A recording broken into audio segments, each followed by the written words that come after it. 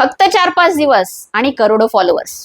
इंस्टाग्रामवर अचानक एक नाव ट्रेंड व्हायला लागलं, कॉकरोच जनता पार्टी. पण ही नेमकी सुरू कशी झाली? तर वादाची सुरुवात झाली एका वक्तव्यापासून.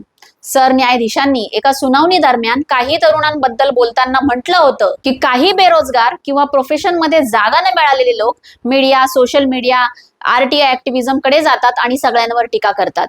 या संदर्भात कॉकरोच हा शब्द त्यांच्यासाठी वापरला गेला आणि त्यावर मोठी चर्चा सुरू झाली. पण नंतर स्पष्टीकरण देताना असंही सांगितलं गेलं की हे वक्तव्य सर्व बेरोजगार तरुणांसाठी नव्हतं, तर काही फेक डिग्रीज आणि सिस्टीमचा गैरवापर करणाऱ्या लोकांच्या संदर्भात होतं. पण तोपर्यंत सोशल मीडियावर रिॲक्शन सुरू झाली होती आणि त्यातून समोर आली कॉकरोच जनता पार्टी.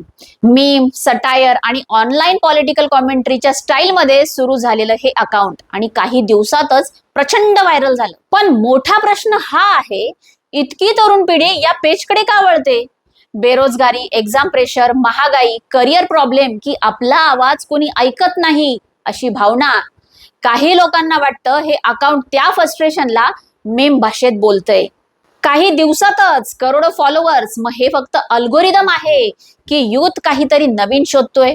कारण जेव्हा लाखो तरुण एका ट्रेंड भोवती जमा होतात तेव्हा त्यामागचं कारण समजून घेणं अतिशय गरजेचं आहे. आता एक प्रश्न तुमच्यासाठी, कॉकरोच जनता पार्टी म्हणजे फक्त सोशल मीडिया हाईप आहे की आजच्या तरुणांच्या भावना व्यक्त करण्याचा नवीन मार्ग? कमेंटमध्ये तुमचं मत नक्की सांगा.